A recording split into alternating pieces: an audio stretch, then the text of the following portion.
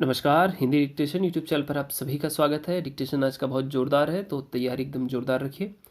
5 second का gap लीजिए, मन को शांत कीजिए और फिर डिक्टेशन लिखना शुरू करते हैं।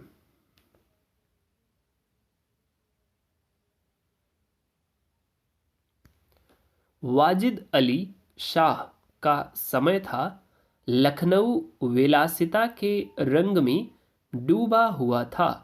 छोटे बड़े, गरीब अमीर सभी विलासिता में डूबे हुए थे।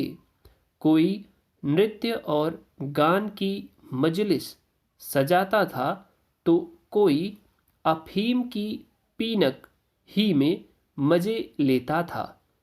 जीवन के प्रत्येक विभाग में आमोद प्रमोद का प्राधान्य था।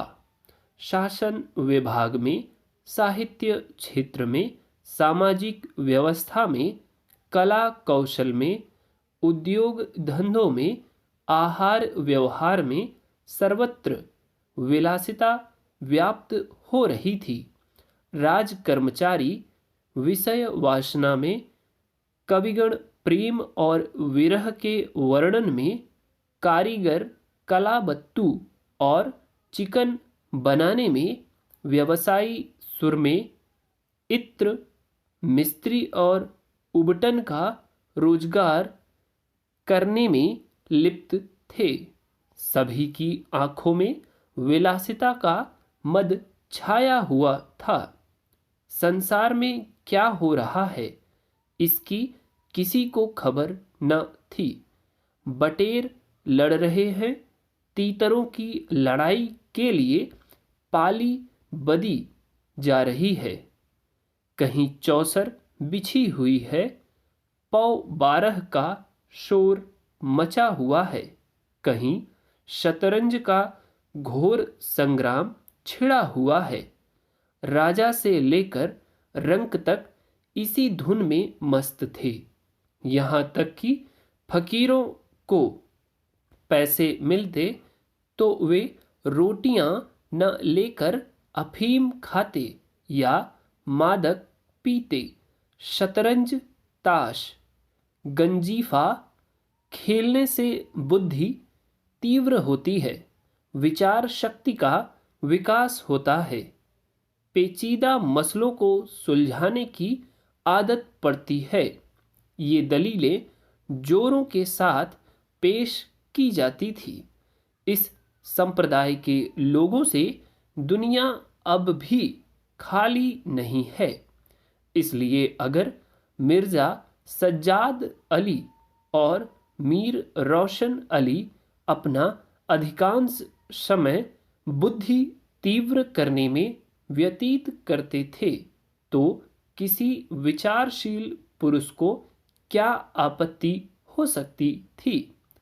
दोनों के पास मौरूसी जागीरें थी। जीविका की कोई चिंता न थी। घर में बैठे चखौतियाँ करते थे।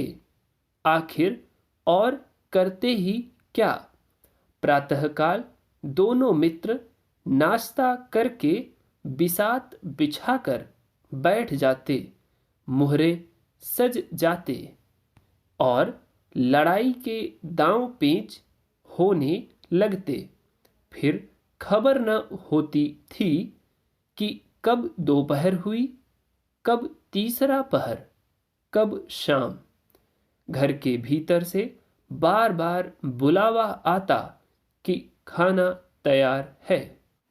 यहाँ से जवाब मिलता, आते हैं, दस्तरख्वान बिछाओ। यहाँ तक कि बावर्ची विवश होकर कमरे में ही खाना रख जाता था और दोनों मित्र दोनों काम साथ साथ करते थे। मिर्जा सज्जाद अली के घर में कोई बड़ा बूढ़ा न था, इसलिए उन्हीं के दीवान खाने में बाजियां होती थीं। मगर यह बात न थी कि मिर्ज़ा के घर के और लोग उनके इस व्यवहार से खुश हों। घर वालों का तो कहना ही क्या, मोहल्ले वाले, घर के नौकर चाकर तक नित्य द्वेषपूर्ण टिप्पणियां किया करते थे। बड़ा मनहूस खेल है, घर को तबाह कर देता है। खुदा न करे किसी को इसकी चाट पड़े। आदमी दीन दुनिया किसी के काम का नहीं रहता, न घर का न घाट का, बुरा रोग है। 453 वर्ड्स हैं। तो डिक्टेशन में वर्ड्स तो बहुत ही यूनिक आए हैं, इसके लिए परेशान नहीं होना कि छूट गया या डिक्टेशन बहुत गंदी है। तो इसलिए परेशान परेशान तो बिल्कुल मत होइए, और बल्कि स्पीड अप और डाउन कर लीजिए और फिर लिखिए। और नहीं कुछ करना है तो प्लीज़ आप सिर्फ एक बार वर्ड हिंदी में इनके देख लीजिए कि कैसे लिखे हैं उर्दू के वर्ड्स, ठीक, कि इन वर्ड्स को कैसे लिखना है, कहाँ पर कैसे इस्तेमाल हुआ है सेंटेंस में, उनको आप ज़रूर देख लीजिए। जैसे गंजीफा एक शब्द आया था, ठीक है, एक वो खाने की जो क्या था वो, एक तो नाम देख लीजिए सज्जाद अली वाला, इसके अलावा दरखस्त करके कुछ एक और था, उस वर्ड को भी मतलब देख लीजिए। ऐसे वर्ड्स क्या है कहीं भी आ सकते हैं, ठीक। तो डेली डेली प्रैक्टिस करने का यही फ़ायदा होता है कि आप यूनिक वर्ड्स रोज़ कुछ ना कुछ मिलते रहते हैं, ठीक, जिससे डिक्टेशन में आप अचानक से जो है बौखलाते नहीं कि अरे ये कौन सा वर्ड आ गया, ठीक। और कोई सुझाव है तो आप उसको ज़रूर बताइए। इस डिक्टेशन में आप बिल्कुल परेशान मत होइए कि एग्ज़ाम में आएगा नहीं आएगा, क्या होगा क्या नहीं होगा, ये बस ऐसे डेली प्रैक्टिस के लिए, ठीक। Thank you very much.